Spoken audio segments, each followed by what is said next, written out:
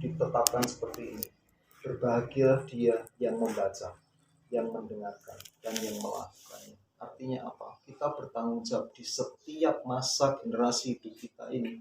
Kita harus ada tepat di dalam maksud Tuhan melahirkan kita sekarang ini.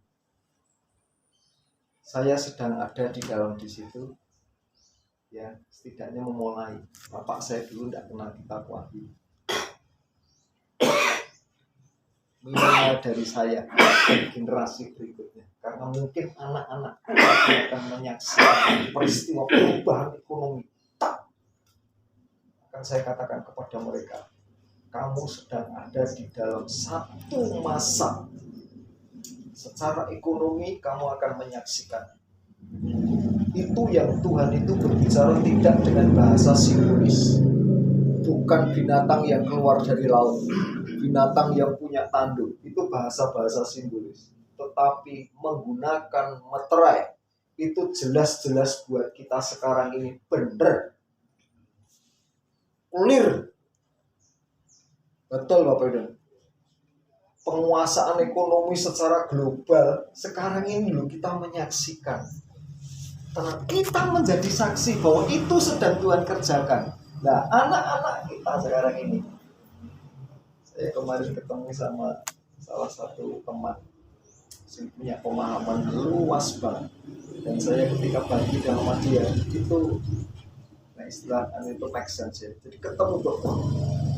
Aku bersyukur nek Solo no teman saya mikir seperti itu. Saya tuh kayak prihatin. Mas Anto dia panggil saya. Kenapa? Sekarang itu saya menyaksikan tenanan gereja itu Bapak Ibu dan Saudara sekarang itu sudah menggunakan AI dan menggunakan apa jenis virtual apa jenis sing kita nganggo motor tertentu, lalu kita itu seperti hidup di dalamnya. Jadi kita berinteraksi di sini. Gitu ya. Nah, itu ada aplikasinya yang nanti akan menyebar luas Bapak dan Ibu. Ya. Dan ada gereja yang sudah menerapkan itu. Pendetanya itu tidak hadir lagi secara fisik. Tetapi melalui Zoom, melalui media itu mereka menggunakan itu. Jadi mereka dewean, dia menyanyi dewe kan. Apa terjadi lagi kalau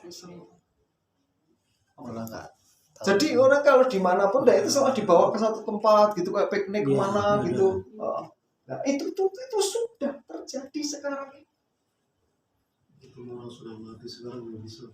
Kenapa? Ketemu orang yang sudah mati sekarang belum. Betul, itu karena AI, Bapak Ibu dan Saudara. Jadi iblis itu sekarang betul-betul sudah menguasai perangkat teknologi dengan perkembangannya untuk, mohon maaf, tujuan utamanya itu membuat kita tidak lagi mengenali Tuhan. Yang perlu dikenali hanya aku senang kuopo, aku butuh kuopo. Kita lebih kenal kemanusiaan kita dengan dorongan kita. Maka kalau perlu Yesus terlalu banyak merugikan, salibkan dia saja. Dia menghambat masa depan saya, dia menghambat kenikmatan saya, salibkan dia saja. Saya ngomong sama anak belak-belakan seperti itu, hati-hati ya Bu. Sebab apa? Uripnya dunia semakin lama semakin pendek. Itu salah satu narasi yang betul. Kalau tidak dipercepat. Jadi orang sekarang itu umurnya makin pendek lah saudaraku. Karena apa? Semakin panjang umurnya, semakin aneh-aneh. Akhir dosa.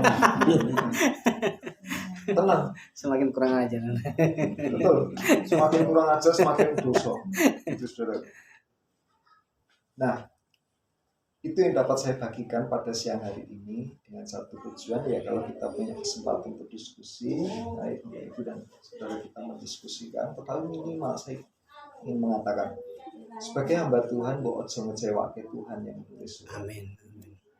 Apalagi kalau ada yang berani mengatakan balas sidang itu setara dengan malaikat semua. Gila itu. Itu gerejanya Pak Jokowi.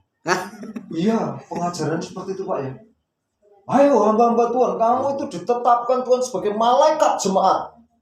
Lu betul ayatnya kan seperti itu.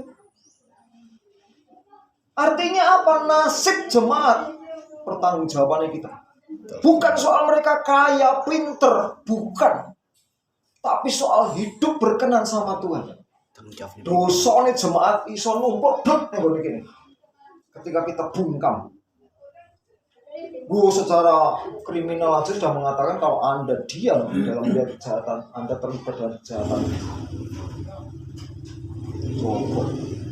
Sekarang malah susahnya kita ini ya semacam-macam lah. Kelemahan-kelemahan kita itu mari kita sekarang semakin menyadarinya dan kuatkan hati kita Bapak Ibu dan Saudara, karena betul sama persis seperti ketika Yosua sebagai pribadi yang akan dipercaya oleh Tuhan membawa bangsa ini memasuki level perjanjian yang lebih tinggi.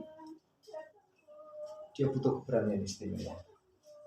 Maka nasihat Tuhan kepada Yosua, yuk fokus, jangan berpaling ke kanan dan ke kiri. Arahkan, dengarkan firman Tuhan itu. Kuatkan dan teguhkan hatimu. Persis kepada 7 jemaat. Yang bertelinga hendaklah mendengar apa yang dikatakan Roh Kudus kepada jemaat. Jadi jemaat itulah yang sesungguh-sungguhnya kepingin Tuhan itu buka isi hatinya, dan kepada kita hamba-hamba Tuhan itulah Tuhan itu mengurapi kita untuk kita menyampaikan kepada jemaat. Amin. Yesus. Biarlah kita masing-masing, saya